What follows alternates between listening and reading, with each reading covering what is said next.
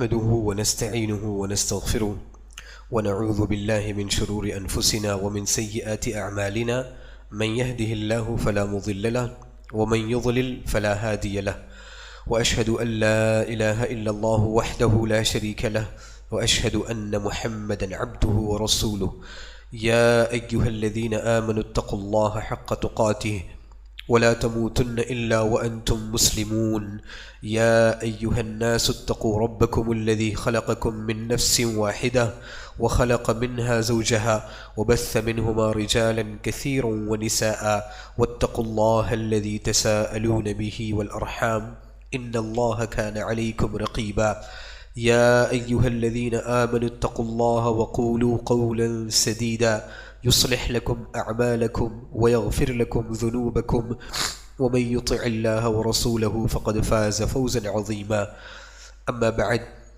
فإن خير الحديث كتاب الله وخير الهدي هدي محمد صلى الله عليه وسلم وشر الأمور محدثاتها وكل محدثة بدعة وكل بدعة ضلالة وكل ضلالة في النار. محترم حاضرین مجلس، دینی ملی اسلامی بھائیوں، پردہ نشین ماؤں اور بہنوں، اللہ رب العالمین کا بے حد شکر و احسان ہے کہ اس نے ہم سب کو ایک مرتبہ پھر اس علمی اور دینی مجلس میں جمع فرمایا. اللہ رب العالمین سے دعا ہے کہ ہمارا اس مجلس میں حاضر ہونا اور دین کا علم حاصل کرنے کے لیے اور خاص طور سے توحید کا علم حاصل کرنے کے لیے اپنے وقت کی قربانی دینا، مسجد میں باقی رہنا، رب العالمین اسے ہم سب کی مغفرت کا ذریعہ بنائے اور ہماری اس مجلس کو بابرکت بنائے اور ہم سب کو اور سب سے پہلے مجھے کہنے اور سننے سے زیادہ عمل کرنے کی توفیق عطا فرمائے. پچھلے ہفتے یا پچھلے درس میں ہماری جو گفتگو تھی وہ توحید کی فضیلت سے متعلق تھی کہ توحید کی کیا فضیلت ہے. توحید جو سب سے بڑا واجب ہے، سب سے اہم چیز ہے، جو اس دنیا کو، تمام انسانوں کو اور جناتوں کو پیدا کرنے کا اصل مقصد ہے کہ ہم پورے انسان، پورے جنات صرف اور صرف اللہ رب العالمین کی عبادت کریں. یہ سب سے بڑا واجب، سب سے زیادہ ضروری چیز، سب سے اہم چیز ہے. جب یہ اتنی بڑی ضرورت ہے، اتنا بڑا واجب ہے، تو اللہ رب العالمین نے اتنے بڑے واجب کے لیے بڑا انعام بھی رکھا ہے. یہ ہم نے پچھلے ہفتے ذکر کیا. کیا انعام ہے؟ یہ انعام ہے کہ اگر کوئی شخص مر گیا اور اس کے پاس توحید تھی، اس نے اللہ تعالیٰ کے ساتھ کسی کو شریک نہیں کیا، لیکن توحید کے ساتھ ساتھ اس کے پاس گناہ بھی تھے، اللہ تعالیٰ کے حق میں اس سے گناہ بھی ہوئے، تو توحید کی فضیلت یہ ہے کہ چونکہ اس کے پاس اصل چیز موجود ہے جو اس دنیا کو پیدا کرنے کا اصل مقصد ہے، اصل چیز موجود ہے، تو اللہ رب العالمین سے انشاءاللہ اس بات کی امید ہے کہ اس گنہگار بندہ وہ اللہ رب العالمین کے رحم و کرم پر ہوگا قیامت کے دن. اگر اللہ رب العالمین چاہے تو اپنے فضل و کرم اور رحمت سے اس بندے کو جنت میں داخل فرما دے، اور اگر اللہ رب العالمین چاہے تو اس کے ان گناہوں کے بدلے اسے سزا دے، جہنم میں داخل کرے. لیکن سزا ملنے کے بعد، جہنم میں داخل ہونے کے بعد ایک نہ ایک دن وہ جنت میں ضرور داخل ہوگا. یہ توحید کی فضیلت ہے. اب سوال یہ ہے کہ یہ جو توحید ہے اس کی اتنی بڑی فضیلت ہے کہ ایک آدمی گنہگار ہونے کے باوجود اور سزا ملنے کے باوجود جنت میں داخل ہوگا، تو یہ توحید کی فضیلت اتنی زیادہ ہے کہ کچھ لوگ ایسے ہوں گے قیامت کے دن جنہیں اللہ رب العالمین بغیر حساب اور کتاب کے جنت میں داخلہ نصیب فرمائیں گے، بغیر حساب و کتاب کے. تو کون لوگ ہوں گے یہ لوگ؟ توحید کی فضیلت اتنی زیادہ ہے، آج ہم اس موضوع پہ گفتگو کریں گے کہ توحید کی فضیلت اتنی زیادہ ہے کہ کچھ لوگ جنہوں نے توحید کے تقاضوں کو پورا کیا ہوگا، اللہ رب العالمین انہیں بغیر حساب و کتاب کے جنت میں داخلہ نصیب فرمائیں گے. تو گفتگو شروع کرنے سے پہلے ہم سب دعا کریں کہ اللہ رب العالمین ہمیں ان لوگوں میں شمار فرما جنہیں اللہ رب العالمین بغیر حساب و کتاب کے جنت میں داخلہ نصیب فرمائیں گے انشاءاللہ. اللہ رب العالمین ارشاد فرماتے ہیں قرآن مجید میں. اب یہاں توجہ دینے کی بات ہے آپ سب کو، ہم سب کو. کیا ہے موضوع آج کا، آج کے درس کا؟ نہیں. کیا موضوع ہے؟ نہیں، آج کا موضوع ابھی بنے بہت بہتر. اللہ رب العالمین کے کچھ بندے ایسے ہوں گے جنہوں نے توحید کے تقاضوں کو پورا کیا ہوگا، توحید کی شرط کے مطابق اپنی زندگی گزاری ہوگی. ان لوگوں کو اللہ رب العالمین بغیر حساب و کتاب کے جنت میں داخلہ نصیب فرمائیں گے. یہ صرف اللہ کے سامنے کھڑے ہوں گے اور ڈائریکٹ ان کو جنت میں داخلہ مل جائے گا، نہ کوئی حساب نہ کوئی کتاب، کچھ نہیں، ڈائریکٹ جنت میں داخلہ نصیب ہوگا. یہ کون لوگ ہیں؟ ان کی صفت کیا ہے؟ کیا کیا ان لوگوں نے جن کی بدولت ان کو یہ رتبہ اور مقام ملا؟ یہ آج کے درس میں ہمیں پتا کرنا ہے. اللہ رب العالمین ارشاد فرماتے ہیں حضرت ابراہیم علیہ السلام کے بارے میں کہ ان ابراہیم کان امۃ قانتا للہ حنیفا ولم یک من المشرکین. اللہ رب العالمین نے سب سے پہلے ابراہیم علیہ السلام کے بارے میں جان لے.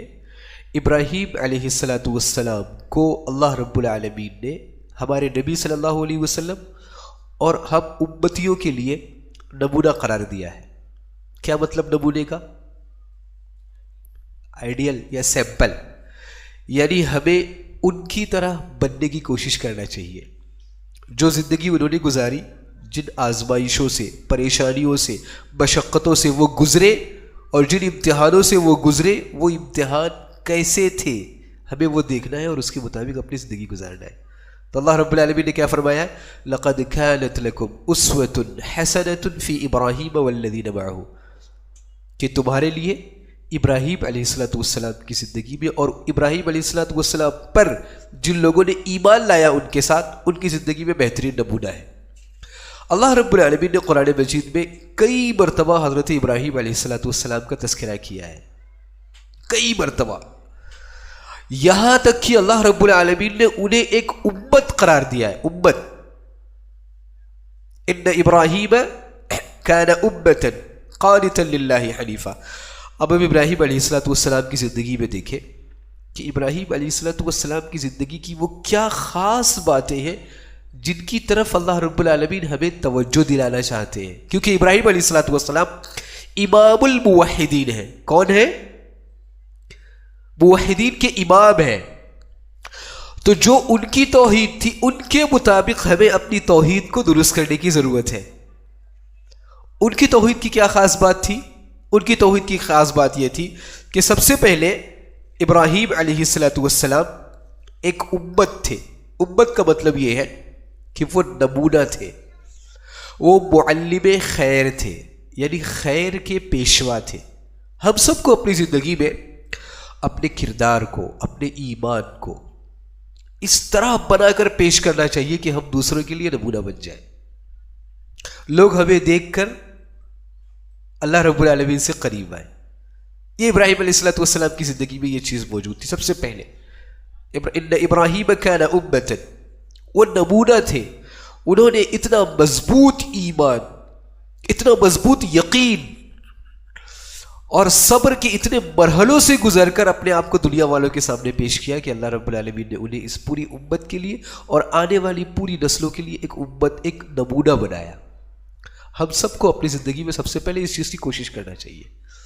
ہمارا ایمان، ہماری توحید، اللہ رب العالمین پر توکل، یقین، آزمائشوں پہ صبر کرنا، اللہ رب العالمین جتنے امتحان لے دنیا میں ان پہ پورا اترنا، تاکہ ہم اللہ رب العالمین اور دنیا والوں کے لیے، مخلوق کے لیے ایک نمونہ بن سکے چھوٹا موٹا.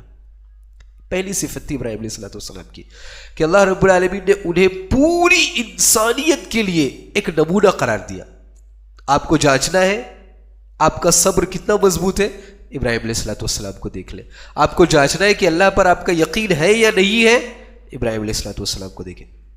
اگر آپ کو جانچنا ہے آپ کے دل میں اللہ رب العالمین کے لیے قربانی دینے کا جذبہ ہے یا نہیں، ابراہیم علیہ السلام کو دیکھیں.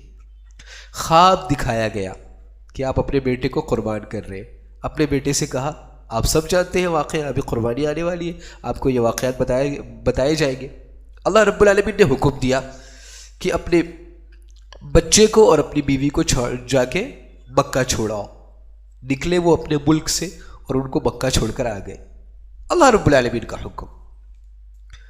تو یہ ایمان، یہ یقین، یہ توکل کہ اللہ رب العالمین نے انہیں نمونہ بنا کر پوری انسانیت کے لیے پیش کیا، یہ ان کی پہلی خاص بات تھی۔ دوسری بات قانتاً، کیا تھے ابراہیم علیہ الصلوۃ والسلام؟ اللہ رب العالمین کے بے حد فرما بردار۔ کیا تھے اللہ رب العالمین کے؟ ہمیشہ اللہ رب العالمین کی اطاعت اور فرما برداری میں اپنا وقت گزارنے والے۔ اللہ رب العالمین نے حکم دیا، اللہ رب العالمین کے حکم کے سامنے اپنا سر تسلیم خم کر دیا۔ اللہ نے حکم دیا کہ اپنے بیوی بچوں کو ایک ایسی جگہ پہ چھوڑ کر آؤ جہاں نہ دانا ہے، نہ پانی ہے، نہ کھیتی ہے، کچھ نہیں ہے۔ ابراہیم علیہ السلام اٹھے، اپنے بیوی بچوں کو چھوڑ کر آ گئے۔ یہ اطاعت، فرما برداری، اسے عربی میں کہتے ہیں قنوت، جھک جانا اللہ رب العالمین کے سامنے۔ یہ ابراہیم علیہ السلام کی خاص بات تھی۔ تیسری کیا خاص بات تھی؟ حنیفاً، ابراہیم علیہ السلام حنیف تھے۔ حنیف عربی زبان میں کہتے ہیں جھک جانے کو، مائل ہو جانے کو۔ اگر آپ کسی کی طرف جھک جائے، مائل ہو جائے، اس کو عربی زبان میں کہتے ہیں حنیف۔ یہ ابراہیم علیہ السلام کی خصوصیت تھی۔ مطلب یہ ہے کہ دو پہلو ہو، آپ ایک پہلو کی طرف مائل ہو جائیں۔ ابراہیم علیہ السلام اللہ رب العالمین کی طرف متوجہ ہو گئے تھے اپنی زندگی میں۔ انہوں نے اپنی زندگی میں وہ شیطان کی طرف مائل نہیں ہوئے، بلکہ مکمل توجہ اپنی کس کی طرف کی؟ انہوں نے اللہ رب العالمین کی طرف کی۔ اسی طرح انہوں نے شرک سے برات کا اظہار کیا، مشرکین کی طرف مائل نہیں ہوئے۔ آگے اس کی وضاحت آئے گی۔ تو وہ شخص جو صرف اور صرف اپنی زندگی میں اللہ رب العالمین کی طرف متوجہ ہو اور اللہ رب العالمین کے علاوہ دنیا کی تمام مخلوقات سے وہ اعراض کرنے والا ہو، کسی مخلوق کی طرف دھیان دینے والا نہ ہو، ایمان کے معاملے میں، توحید کے معاملے میں، یہ ابراہیم علیہ السلام کی خاص بات تھی۔ چوتھی خاص بات کیا تھی؟ وَلَمْ يَكُوا، یعنی وہ نہیں تھے، کس میں سے؟ مشرکین میں سے۔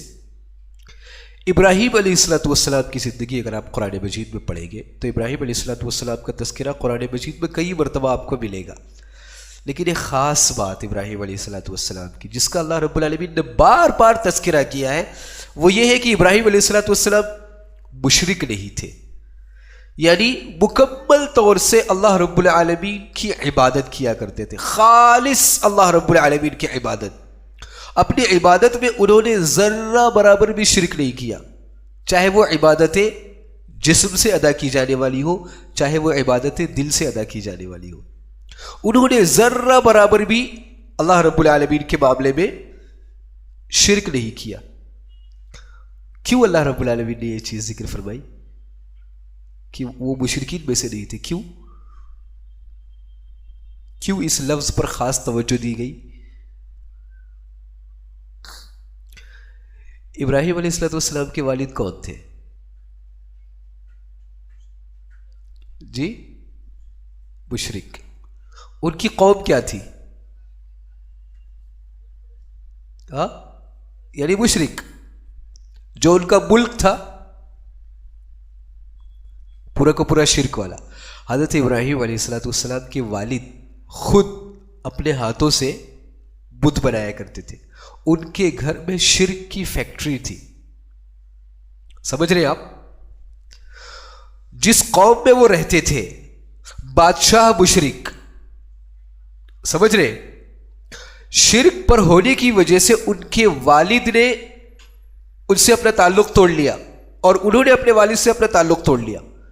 کہا کہ میں بری ہوں جس چیز کی تم عبادت کیا کرتے ہو، میں الگ ہوں تم الگ، میں مومن آپ مشرک۔ انہوں نے برات کا اظہار کیا کہ اے والد محترم، میں آپ سے بھی برات کا اظہار کرتا ہوں اور جن چیزوں کی آپ عبادت کرتے ہیں ان سے بھی برات کا اظہار کرتا ہوں۔ نہ میرا آپ سے تعلق ہے نہ ان چیزوں سے تعلق ہے جن کی آپ عبادت کیا کرتے ہو۔ اور پھر اس کے بعد ایک مرحلہ ایسا آیا کہ انہوں نے ان بتوں کے خلاف کارروائی کی۔ اس کے نتیجے میں کیا ہوا؟ ان کو سزا دی گئی۔ بادشاہ نے بلایا، بادشاہ نے ان کو قبولوایا اور بطور سزا انہیں آگ میں ڈالا گیا۔ آپ سب جانتے ہیں جب انہیں آگ میں ڈالا گیا، تصور کریں آپ، ایک اکیلا آدمی موحد، اس کے خلاف بادشاہ کھڑا ہو، بادشاہ کی پوری سلطنت اس کے خلاف ہو، بادشاہ کی فوج، اس کے خزانے یا بادشاہ کے پاس جو بھی وسائل ہوتے ہیں حکومت کرنے کے، اور خود اس کا باپ اس کے خلاف ہو، کتنا تنہا ہوگا وہ شخص. اور ان تمام چیزوں کے باوجود اس سے یہ مطالبہ کیا جا رہا ہو کہ تم صرف توحید کو چھوڑ دو. ابراہیم علیہ السلام نے اس مطالبے کو قبول کیا اس چیز کو، آگ میں جلنا گوارا کر دیا. کہ آگ میں ڈالنے کا مطلب یہ ہے کہ جب پوری سلطنت آپ کے خلاف ہے، بادشاہ آپ کے خلاف ہے، بادشاہ کی پوری مشنری آپ کے خلاف ہے، آگ میں آپ کو ڈالا جا رہا ہے، کہ آپ کو کوئی بچا سکتا ہے؟ کوئی بچا نہیں سکتا آپ کو. حضرت ابراہیم علیہ السلام نے وہ گوارا کر لیا، اللہ رب العالمین پر یہ بھروسہ کرتے ہوئے اور توکل کرتے ہوئے. اتنا ایمان مضبوط تھا ابراہیم علیہ السلام کا کہ شرک پر راضی نہیں ہوئے، اپنے دین سے نہیں پھرے. وَلَمْ يَكُنْ مِنَ الْمُشْرِكِينَ. اللہ رب العالمین نے بار بار اس کا تذکرہ کیا ہے کہ ابراہیم علیہ السلام مشرک نہیں تھے. ابراہیم علیہ السلام مخلوقات سے ہٹ کر صرف اور صرف اللہ رب العالمین کی طرف متوجہ تھے. ایسے لمحے میں جب آپ کو آگ میں ڈالا جا رہا ہو، اس لمحے میں بھی آپ کا توکل اللہ رب العالمین پر ہو، کتنا بڑا امتحان ہوتا ہے، کتنا مضبوط ایمان چاہیے. موت کو آپ اپنی آنکھوں کے سامنے دیکھ رہے ہو. ابراہیم علیہ السلام اس امتحان سے گزرے جس کی بنیاد پر اللہ رب العالمین نے انہیں نمونہ قرار دیا. تو کیا سبق ملتا ہے ابراہیم علیہ السلام کی زندگی سے ہمیں؟ یہ 4 صفتیں تھیں. پہلی صفت یہ تھی کہ ابراہیم علیہ السلام خیر اور بھلائی کے کاموں میں نمونہ تھے.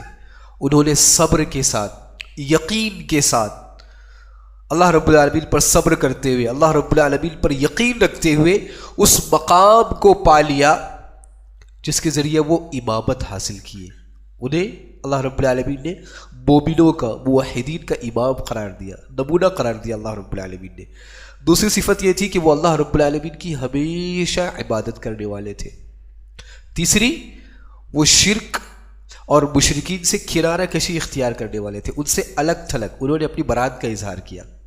اور چوتھی چیز یہ تھی کہ وہ مشرک نہیں تھے، ان کے پاس توحید تھی. اب یہ صفتیں اگر کسی بندے میں ہو جائے تو آپ دیکھیں اللہ رب العالمین نے ابراہیم علیہ السلام کو توحید کا ایک نمونہ قرار دیا ہے. تو اس سے ہمیں کیا سبق ملتا ہے کہ ایک بندے کو ان چیزوں کو اپنانا چاہیے جو ابراہیم علیہ السلام نے اپنائی. تو وہ بندہ ابراہیم علیہ السلام کے جیسے اگر عمل کرنے کی کوشش کرے گا تو اللہ رب العالمین سے امید ہے کہ اللہ رب العالمین اپنے رحم و کرم سے اسے بغیر حساب و کتاب کے جنت میں داخل فرمائیں گے. ایک اور بڑی اہم چیز ہے، اللہ کے نبی صلی اللہ علیہ وسلم نے ایک مرتبہ ایک حدیث بیان کی، ایک واقعہ بیان فرمایا. یہ میں آپ کو یہ بتا رہا ہوں کہ وہ لوگ جو بغیر حساب و کتاب جنت میں داخل ہوں گے، ان کی کیا اور صفتیں ہیں جو ہمیں اپنانی چاہیے. اللہ کے نبی صلی اللہ علیہ وسلم ارشاد فرماتے ہیں، عرضت علی الامم، میرے سامنے تمام امتوں کو پیش کیا گیا، اس سے پہلے جتنی بھی امتیں گزری ہیں. فرأیت النبی ومعہ الرہیت، میں نے دیکھا کہ نبی ہے اور ان کے ساتھ بہت چھوٹے سے بہت کم لوگ ہیں.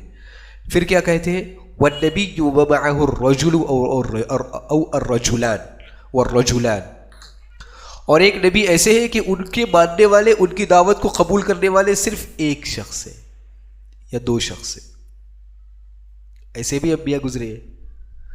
پھر والنبی لیس معہ احد، کچھ انبیاء ایسے بھی میرے سامنے پیش کیے گئے جن کی دعوت کو کسی نے بھی قبول نہیں کیا، اکیلے دعوت و تبلیغ کرتے رہے، اکیلے دنیا سے چلے گئے، کوئی بھی ان کا امتی نہیں ہوا، کسی نے بھی ان کی دعوت قبول نہیں کی. تیسری چیز، اذ رفع لی سواد عظیم فظننت انہم امتی فقیل لی ھذا موسیٰ وقومہ، میرے سامنے ایک بہت بڑا لشکر پیش کیا گیا، بہت بڑی جماعت پیش کی گئی، مجھے ایسا لگا کہ یہ میرے امتی ہے، اللہ کے نبی صلی اللہ علیہ وسلم ارشاد فرماتے ہیں. لیکن پھر مجھے بتایا گیا کہ یہ موسیٰ علیہ الصلوۃ والسلام ہے، اور موسیٰ علیہ الصلوۃ والسلام پر جن لوگوں نے ایمان لایا یہ وہ لوگ ہیں. پھر کہتے ہیں فَنَظَرْتُ فَإِذَا سَوَاتٌ عَظِيمٌ فَقِيلَ لِي هَذِهِ أُمَّتُكَ وَمَعَهُمْ 70 أَلْفًا يَدْخُلُونَ الْجَنَّةَ بِغَيْرِ حِسَابٍ وَلَا عَذَابٍ. پھر مجھے ایک بہت بڑی تعداد دکھائی گئی، بہت بڑی تعداد دکھائی گئی، اور مجھ سے اللہ رب العالمین نے فرمایا کہ یہ آپ کی امت ہے، اور اس امت میں 70,000 لوگ ایسے ہیں جو بغیر حساب کے اور بغیر عذاب کے جنت میں داخل ہوں گے. اتنا کہہ کر اللہ کے نبی صلی اللہ علیہ وسلم مسجد میں داخل ہو گئے. اتنا ہی بیان فرمایا کہ 70,000 لوگ ہیں جو بغیر حساب اور بغیر عذاب کے جنت میں داخل ہوں گے. اب صحابہ کرام آپس میں ایک دوسرے سے گفتگو کر رہے ہیں کہ وہ کون لوگ ہوں گے جو 70,000 لوگ ہوں گے، کیسے لوگ ہوں گے وہ. تو بعض لوگوں نے یہ کہا کہ یہ وہ لوگ ہوں گے جو اللہ کے نبی صلی اللہ علیہ وسلم کے ساتھ میں رہے، اللہ کے نبی صلی اللہ علیہ وسلم کے صحابہ. اور بعض لوگوں نے یہ کہا کہ یہ وہ لوگ ہوں گے جو مسلمان پیدا ہوئے اور اللہ رب العالمین کے ساتھ کسی کو شریک نہ کیا ہو. صحابہ کرام آپس میں گفتگو کر رہے ہیں، آپس میں ایک دوسرے سے بتا رہے ہیں کہ شاید یہ ایسے لوگ ہو سکتے ہیں، شاید ایسے لوگ ہو سکتے ہیں. اتنے میں اللہ کے نبی صلی اللہ علیہ وسلم نکلے، اور اللہ کے نبی صلی اللہ علیہ وسلم نے فرمایا کہ وہ لوگ جو بغیر حساب و کتاب کے جنت میں داخل ہو گئے، آپ نے ان کی صفت بتلائی. پہلی صفت ہم الذین لا یستریقون، پہلی صفت یہ وہ لوگ ہوں گے، یعنی شرک کے علاوہ، شرک نہ کرنے کے علاوہ، آپ سمجھ رہے، یعنی توحید پر باقی رہنے کے علاوہ، شرک نہ کرنے کے علاوہ یہ کچھ اور صفتیں ہیں ان کی. کیا ہے؟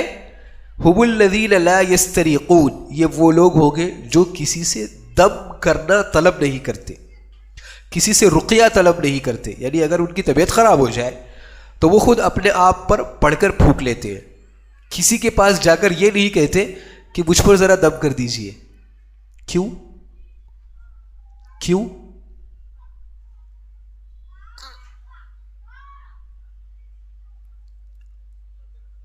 بالکل صحیح. اگر کوئی انسان کسی کے پاس جا کر اس سے یہ کہتا ہے کہ آپ مجھ پر پڑھ کر دم کر دیجئے، تو اس کا مطلب یہ ہے کہ کہیں نہ کہیں اسے اللہ رب العالمین کے توکل میں کہیں نہ کہیں کمی ہے، اور وہ اس شخص پر زیادہ اعتماد کر رہا ہے. اس شخص کے بارے میں اس کا کہیں نہ کہیں یہ گمان ہے کہ فلاں اگر مجھ پر پڑھ دے گا تو ہو سکتا ہے میری حالت سدھر جائے گی، میری طبیعت سدھر جائے گی. ہوتا ہے کہ نہیں یہ چیز؟ تو یہ چیز، اتنی بھی چیز ان کے ذہن میں نہیں آتی. وہ کیا کرتے ہیں؟ اللہ رب العالمین پر توکل کرتے ہوئے خود ہی اپنے آپ پر رقیہ کرتے ہیں، کسی سے طلب نہیں کرتے آپ مجھ پر پڑھ دیجئے، آپ مجھ پر پڑھ دیجئے، ہو سکتا ہے آپ کے ہاتھ پر شفا ہو. ایسا نہیں کرتے. یہ ان کی پہلی صفت ہے. دوسری صفت ولا یکتوون، دروازہ بند کر،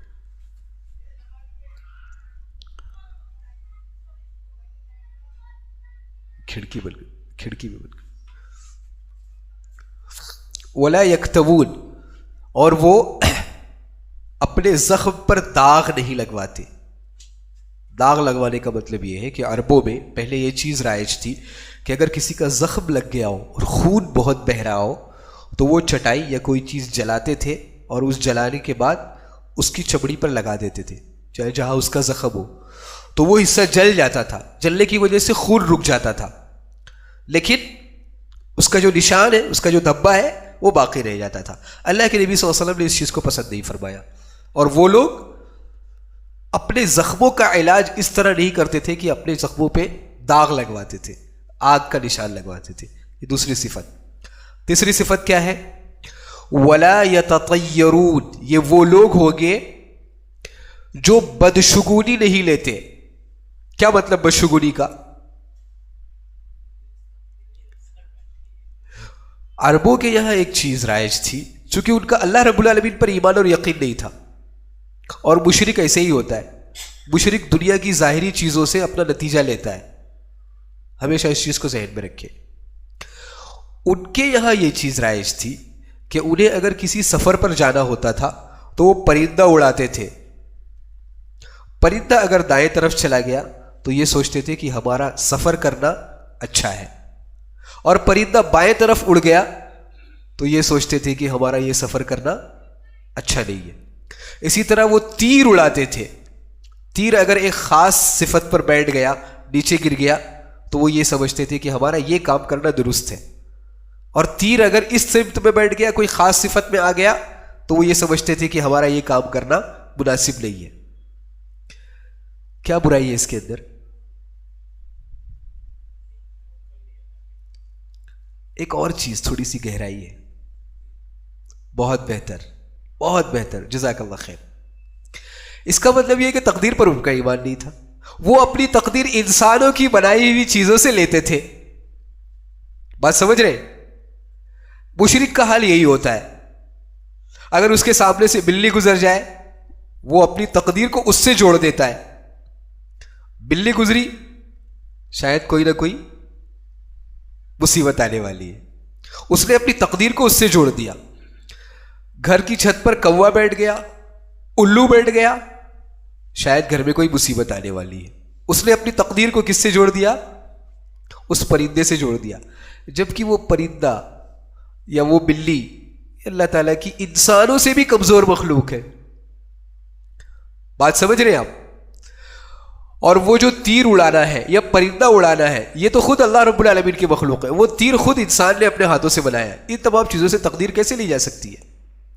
یہ تمام چیزیں کیسے انسان کی زندگی پر اثر انداز ہو سکتی ہے؟ جب ان سے بھی بڑی چیزیں, سورج, چاند, یہ چیز انسان کی تقدیر پر اثر انداز نہیں ہوتی, تو یہ چیزیں کیسے اثر انداز ہو سکتی ہے؟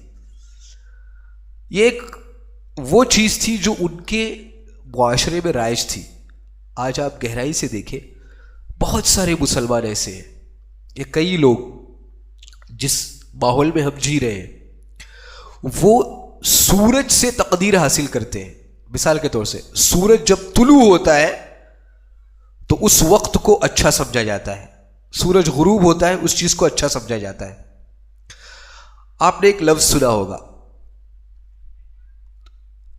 جس کو چاند, جو چاند ہے, چاند سے جو چیز جڑی ہوئی, یعنی چاند کی جب 14ویں تاریخ ہوتی ہے, جب چاند مکمل ہوتا ہے, بہت سارے لوگوں کا یہ عقیدہ ہے کہ جب چاند مکمل ہوتا ہے, اس دن جو اعمال کیے جاتے ہیں وہ اعمال زیادہ تاثیر والے ہوتے ہیں. اسی لیے بہت سارے جادوگر ان راتوں میں جادو کرتے ہیں جن راتوں میں چاند مکمل ہوتا ہے, جس کو چاند پورنیما کہتے ہیں. بہت سارے لوگوں کے یہاں آج بھی ان راتوں کو مقدس سمجھا جاتا ہے, چاند کی تعظیم. وہ یہ سمجھتے ہیں کہ چاند مکمل ہے, پوری دنیا میں روشنی دے رہا ہے, تو کہیں نہ کہیں وہ ہماری تقدیر پر اثر انداز ہو رہا ہے. اور اللہ رب العالمین نے کیا ارشاد فرمایا اسے؟ کیا ارشاد فرمایا؟ لا تسجدوا للشمس ولا للقمر, سورج کو سجدہ نہ کرو, چاند کو سجدہ نہ کرو, کیونکہ یہ دونوں اللہ تعالیٰ کی مخلوق ہے. جب یہ مخلوق ہے تو یہ آپ کی تقدیر پر کیسے اثر انداز ہو سکتی ہے؟ یہ انسان کے جسم پہ کوئی چیز اثر انداز ہو سکتی ہے, جیسے موسم ہے, سورج نکلا ہوا ہے, ایک فطری چیز ہے کہ انسان کو گرمی لگے گی, ہے کہ نہیں؟ چھاؤ ہے, ایک فطری چیز ہے کہ انسان کو ٹھنڈک محسوس ہوگی سورج کے مقابلے میں, تپش کے, گرمی کے مقابلے میں, تپش کے مقابلے میں انسان کو راحت. یہ چیز انسان کے جسم پر اثر انداز ہو سکتی ہے. آج بھی اگر کسی کے جسم میں وٹامن ڈی کی کمی ہو تو ڈاکٹر اسے کیا کہتے ہیں؟ کیا کہتے ہیں؟ سورج کی دھوپ لو. وہ انسان کی ہڈی کو مضبوط کرتی ہے, انسان کے جسم کو مضبوط کرتی ہے. یہ ممکن ہے کہ اللہ رب العالمین کی یہ مخلوق انسان کے جسم پہ کہیں نہ کہیں اثر کرے, لیکن تقدیر پر اثر کرے یہ ناممکن ہے. فرق سمجھ رہے ہیں آپ؟ مشرکین مکہ کے ذہن میں یہی چیز تھی. تو یہ وہ لوگ ہیں جو بدشگونی نہیں لیتے, پرندے اڑا کر, تیر پھینک کر, بلی سامنے سے گزر جائے, کوے کے ذریعے سے, الو کے ذریعے سے, یہ تمام چیزیں ان کے یہاں نہیں ہے. ان کا اللہ رب العالمین کی تقدیر پر مکمل یقین ہے کہ اگر دنیا میں کوئی فائدہ ہوگا تو وہ اللہ کی طرف سے ہے, نقصان ملے گا, تکلیف آئے گی, مصیبتیں, پریشانیاں کس کی طرف سے ہے؟ اللہ کی طرف سے. اور اتنا ہی تکلیف, اتنی ہی مشقت, اتنی ہی پریشانی, اتنی ہی مصیبت آئے گی جتنا اللہ رب العالمین نے تقدیر میں لکھ رکھا ہے. اور اللہ کے نبی صلی اللہ علیہ وسلم نے کیا ارشاد فرمایا؟ حضرت عبداللہ ابن عباس کو نصیحت کرتے ہوئے, اگر پوری دنیا بھی تمہاری حمایت میں آ جائے اور تمہیں کچھ فائدہ پہنچانے کی کوشش کرے کچھ فائدہ نہیں پہنچا سکتی. اتنا ہی فائدہ پہنچا سکتی ہے جتنا اللہ نے تمہاری تقدیر میں لکھ رکھا ہے. اور پوری دنیا تمہارے خلاف ہو جائے تمہیں تکلیف اور مشقت مصیبت پہنچانے میں, تکلیف پہنچانے میں, اتنی ہی تکلیف تمہیں ملے گی جتنی اللہ رب العالمین نے تمہاری تقدیر میں لکھ رکھی ہے. تو جب انسان بدشگونی لیتا ہے, اس کا سیدھا سادہ مطلب یہ ہوتا ہے کہ اس کا اللہ رب العالمین کی تقدیر پر ایمان نہیں ہے. آج کے زمانے میں اس کی کیا مثال دی جا سکتی ہے؟ کیا مثال دی جا سکتی ہے آج کے زمانے میں؟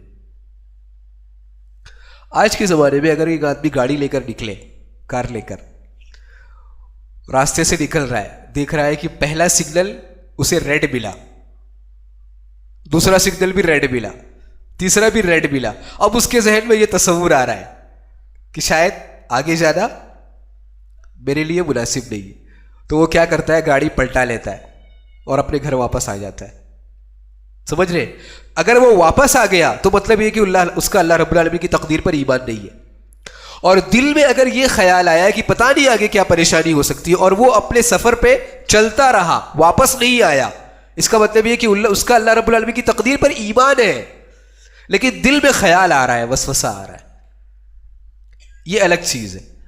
لیکن اگر وہ اپنی منزل سے واپس آ گیا, اپنے کام کرنے کے ارادے سے پلٹ گیا اس چیز کو دیکھ کر, اس کا مطلب یہ کہ اس کے اندر بدشگونی ہے. فرق سمجھ رہے ہیں آپ؟ فرق سمجھ رہے؟ ایک اور چیز کیا ہے, وَعَلَىٰ رَبِّهِمْ يَتَوَكَّلُونَ, ان کی چوتھی صفت کیا ہے؟ وہ اللہ رب العالمین پر مکمل بھروسہ کرتے ہیں.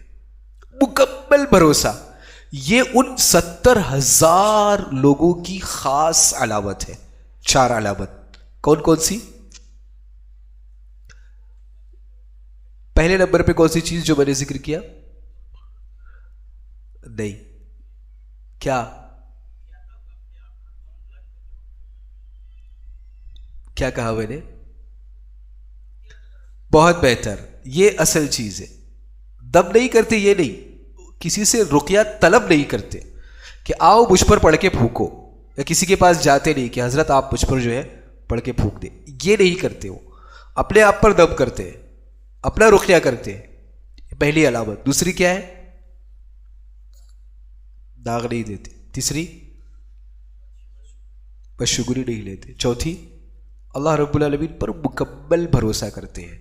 اب آپ یہ دیکھیں, ایک صحابی نے اللہ کے نبی صلی اللہ علیہ وسلم کے پاس بیٹھے ہوئے تھے, ان کا نام تھا عکاشہ بن محصن. جب انہوں نے یہ چیزیں سنی تو اللہ کے نبی صلی اللہ علیہ وسلم سے کہا کہ اللہ کے نبی صلی اللہ علیہ وسلم دعا فرما دیجئے کہ میرا شمار بھی ان لوگوں میں سے ہو جائے جو بغیر حساب اور بغیر عذاب کی جنت میں داخل ہو گئے. اللہ کے نبی صلی اللہ علیہ وسلم نے کہا ہاں انت منہم, آپ انہی لوگوں میں سے ہو, یعنی انشاءاللہ آپ انہی لوگوں میں سے. ایک اور صحابی کھڑے ہوئے, اے اللہ کے نبی صلی اللہ علیہ وسلم میرے لیے بھی دعا فرما دیجئے. اللہ کے نبی صلی اللہ علیہ وسلم نے کیا کہا ہوگا ان سے؟ اللہ کے نبی صلی اللہ علیہ وسلم نے انہیں بڑا پیارا جواب دیا. کیا کہا؟ کہ آپ سے پہلے عکاشہ سبقت لے گئے, یعنی یہ جو مجھ سے دعا کروانی ہے, اس دعا کروانے میں آپ سے پہلے کیا ہے, وہ عکاشہ آگے بڑھ گئے. اللہ کے نبی صلی اللہ علیہ وسلم نے انہیں ڈائریکٹ انکار نہیں کیا. تو آج کا جو سبق ہے اس سے ہمیں چند اہم باتیں پتہ چلتی ہیں. پہلی بات یہ پتہ چلتی ہے کہ جو توحید کی فضیلت پتہ چلتی ہے کہ توحید کی کتنی بڑی فضیلت ہے, اور توحید کے تقاضے پتہ چلتے ہیں کہ اللہ رب العالمین نے جو اتنا بڑا انعام رکھا ہے تو اس کے ساتھ میں اس کی کچھ شرطیں بھی ہیں, اس کے کچھ تقاضے بھی ہیں جنہیں ہر مسلمان کو پورا کرنے کی کوشش کرنا چاہیے. توحید کے تقاضے کیا ہیں؟ خالص اللہ رب العالمین کی عبادت, اور اللہ رب العالمین کے ساتھ کسی بھی قسم کا شرک نہ کیا ہو بندے نے, چاہے چھوٹا شرک, چاہے بڑا شرک, چاہے ظاہری شرک, کسی بھی قسم کا شرک نہ کیا ہو. یہ توحید کا مکمل تقاضا ہے. اور کیا ہے؟ اور کیا ہے؟ بدشگونی نہ لیا ہو, کسی سے رقیہ طلب نہ کیا ہو, اور داغ نہ لگوایا ہو, اللہ رب العالمین پہ مکمل بھروسہ کیا ہو. اب یہاں ایک چیز بتلائے, اگر کوئی شخص گنہگار ہو, کیا وہ اس میں داخل ہے؟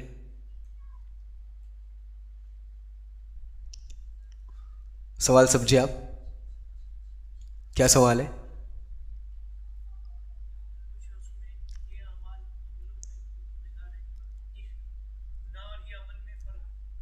یعنی کیا یہ ہو سکتا ہے کہ ایک آدمی موحد ہے، اللہ کے ساتھ بالکل اس نے شریک نہیں کیا، نہ چھوٹا شرک ہے اس کے ساتھ نہ بڑا شرک ہے، لیکن گناہ موجود ہے اس کے پاس، کیا وہ اس میں داخل ہے؟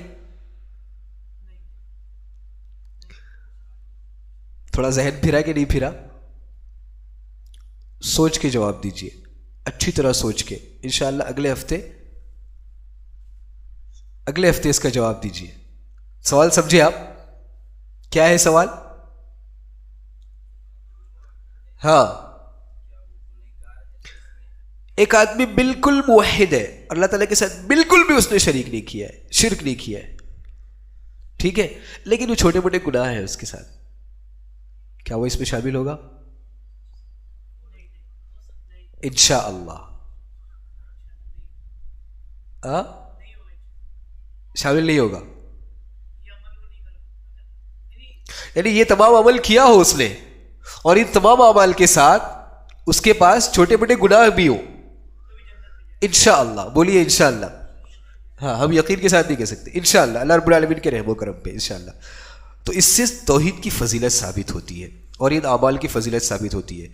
اس سے یہ بھی پتہ چلتا ہے کہ ہمارے نبی صلی اللہ علیہ وسلم کی فضیلت کتنی زیادہ ہے، کہ ہمارے نبی صلی اللہ علیہ وسلم کی امت میں 70,000 لوگ بغیر حساب اور بغیر عذاب کے جنت میں جائیں گے، لیکن کیا یہ 70,000 لوگ صرف 70,000 لوگ جائیں گے؟ نہیں، اللہ کے نبی صلی اللہ علیہ وسلم کی ایک اور حدیث ہے جس میں آپ صلی اللہ علیہ وسلم نے ارشاد فرمایا ہے کہ 70,000 میں سے ہر شخص کے ساتھ 70,000 لوگ اور ایکسٹرا جنت میں داخل ہوں گے، یعنی ایک آدمی کے ساتھ 70,000 اور۔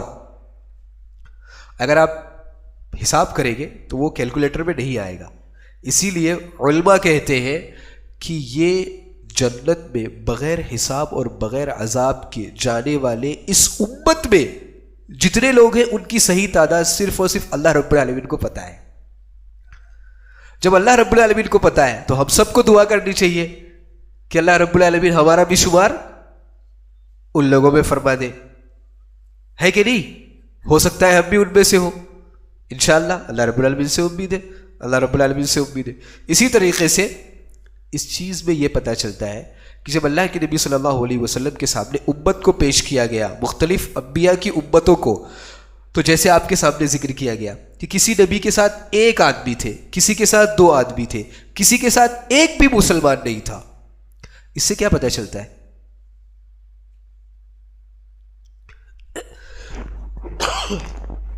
کیا پتہ چلتا ہے اس سے؟ آپ لوگ سوچتے نہیں ہیں؟ بہت بہتر، جزاک اللہ خیر، بارک اللہ فیکم۔ اس سے یہ پتہ چلتا ہے کہ اگر آپ توحید پر قائم ہیں اور آپ نے اللہ تعالیٰ کے ساتھ کسی کو شریک نہیں کیا ہے تو آپ حق پر ہیں، بھلے سے آپ کی تعداد کم ہو۔ انبیاء حق پر تھے یا نہیں تھے؟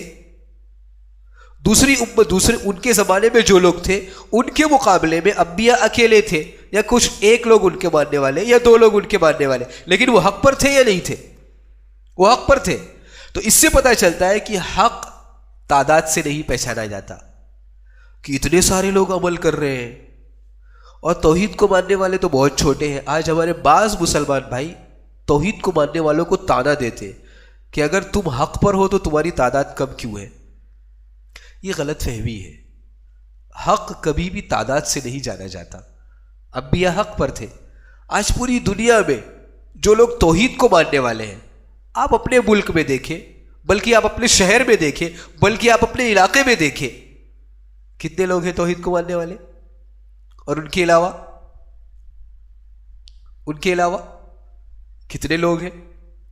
لیکن کیا ابھی انڈیا میں 600-700 سال پہلے کسی کا انتقال ہوا تھا، اس کا عرس منایا گیا، نام نہیں لوں گا میں، آپ نے دیکھا ہوگا کہ عرس میں کیا کیا کیا گیا، کتنے لوگ تھے کیا اور کتنے لوگ تھے جنہوں نے نہیں کیا؟ تو کیا یہ کرنے اور نہ کرنے والے محبت کی اور توحید کی دلیل ہے؟ توحید، حق ہمیشہ توحید سے پہچانا جاتا ہے۔ اگر آپ کے پاس توحید ہے، اللہ کے نبی صلی اللہ علیہ وسلم کی اتباع ہے، تو آپ حق پر ہیں، بھلے سے آپ کی تعداد کم ہو۔ جیسے انبیاء کی مثال، کسی کے ساتھ کوئی بھی نہیں تھا، وہ اکیلے تھے، ان کی دعوت کسی نے قبول نہیں کی، لیکن وہ حق پر تھے. کسی کے ساتھ ایک تھے, وہ 2 لوگ مل کے حق پر ہوئے. اور پوری امت میں کسی کے ساتھ صرف 3 لوگ ہوئے, ایک نبی 2 مسلمان, وہ 3 لوگ حق پر ہوئے. اور دنیا میں مسلمانوں کی تعداد دیکھ لے, اور مسلمانوں میں پھر توحید کو ماننے والوں کی تعداد دیکھ لے, تو حق کبھی بھی تعداد سے نہیں پہچانا جاتا. حق کیا ہوتا ہے؟ ہمیشہ توحید سے پہچانا جاتا ہے, اللہ رب العالمین کے دین پر عمل کرنے سے پہچانا جاتا ہے. اسی طریقے سے اس سے ہمیں یہ پتہ چلتا ہے کہ ہمارے جو بزرگ تھے, سلف صالحین جو تھے ہمارے, ان کا یہ طریقہ تھا, ان کا یہ منہج تھا کہ وہ بھلائی کمانے کے بہت حریص تھے. یعنی وہ پوچھتے رہتے تھے ایک دوسرے سے کیا وجہ ہے کہ ان لوگوں کو اتنی فضیلت ملی. اللہ کے نبی صلی اللہ علیہ وسلم چلے گئے یہ بتا کر کہ 70,000 لوگ جنت میں بغیر حساب اور بغیر عذاب کے داخل ہو گئے. اب صحابہ کرام کوشش کر رہے ہیں کیا وجہ ہو سکتی ہے, کیا وجہ ہو سکتی ہے. تو ہمیں اس سے یہ سبق ملتا ہے کہ ہمیں کوشش کرنی چاہیے, ہمیں پتہ لگانے کی کوشش کرنا چاہیے کہ کون سا عمل ہمیں اللہ رب العالمین کے قریب کرتا ہے, کس عمل سے ہم اللہ رب العالمین کی توحید کے تقاضے پورے کر سکتے ہیں, اللہ رب العالمین کے ناراضگی کے اسباب سے بچ سکتے ہیں. اس سے ہمیں یہ بھی پتہ چلتا ہے کہ اللہ رب العالمین کسی فضیلت والے شخص سے دعا کروانا یہ چیز جائز ہے. یعنی اگر کوئی شخص آپ کو نیک نظر آ رہا ہو اور آپ اس سے یہ دعا کرنے کے لیے کہہ دیں کہ حضرت میرے حق میں دعا فرما دیجیے, یہ جائز ہے. لیکن کسی سے رقیہ طلب کروانا یہ کیا ہے؟ توحید کے بڑے تقاضے کے خلاف ہے. اگر انسان کو مصیبت آئے, پریشانی ہے, وہ خود اللہ رب العالمین کے سامنے ہاتھ اٹھائے, اللہ رب العالمین سے دعا طلب کرے, اور جو دعائیں اللہ کے نبی صلی اللہ علیہ وسلم نے سکھلائی ہیں انہیں پڑھ کر اپنے آپ پر پھونکے اور اللہ رب العالمین پر مکمل بھروسہ رکھے. یہاں ایک سوال ہے, جو اس کا جواب دے گا اسے انعام ملے گا. تیار ہیں آپ لوگ؟ ایک شخص بیمار ہوا, وہ ڈاکٹر کے پاس دوائی لینے کے لیے گیا. کیا دوائی لینے کے لیے جانا اس بات کی علامت ہے کہ اس کا اللہ پر ایمان نہیں ہے؟ وہ گیا نا دوسرے کے پاس اپنے آپ کو ٹھیک کروانے, دوائی لینے کے لیے گیا نا, انسان کے پاس گیا, اور ایک آدمی کسی سے رقیہ طلب کر رہا ہے, وہ توحید کے تقاضے کے خلاف ہے. اور ڈاکٹر کے پاس جانا, دوائی لینا, یہ کیا ہے؟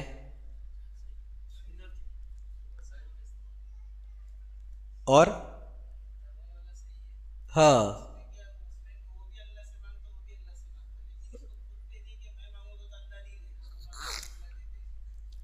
اس نے اس چیز پر عمل کیا جو ہمیں اللہ کے نبی صلی اللہ علیہ وسلم نے سکھلائی ہے. اللہ کے نبی صلی اللہ علیہ وسلم نے ہمیں علاج کروانے کا حکم دیا ہے, اور اس نے جائز وسیلے کو اپنایا, اور وہ جائز وسیلہ ہے, اس پر اس کا بھروسہ نہیں ہے کہ ڈاکٹر کے ہاتھ میں شفا ہے, اس کا دل اس سے اٹیچ نہیں ہوا. فرق سمجھ رہے ہیں آپ؟ اس نے علاج کروایا کیونکہ اللہ کے نبی صلی اللہ علیہ وسلم نے ہمیں علاج کروانے کا حکم دیا ہے. جبکہ ایک انسان اگر دوسرے سے پڑھواتا ہے اپنے آپ پر, تو کہیں نہ کہیں اس کے ذہن میں یہ آتا ہے کہ فلاں شخص مجھ سے زیادہ فضیلت والے ہیں, ہو سکتا ہے اللہ رب العالمین میرے مقابلے میں ان کی جلدی سن لے اور ان کی دعاؤں میں زیادہ تاثیر ہو. تو کہیں نہ کہیں وہ جو دل کی کیفیت ہے وہ بدل جاتی ہے. اللہ رب العالمین سے دعا ہے کہ اللہ رب العالمین ہمیں توحید کی گہرائی کو سمجھنے کی توفیق عطا فرمائے. اللہ رب العالمین ہم سب کو توحید کے تقاضے کے مطابق اپنی زندگی گزارنے کی توفیق عطا فرمائے.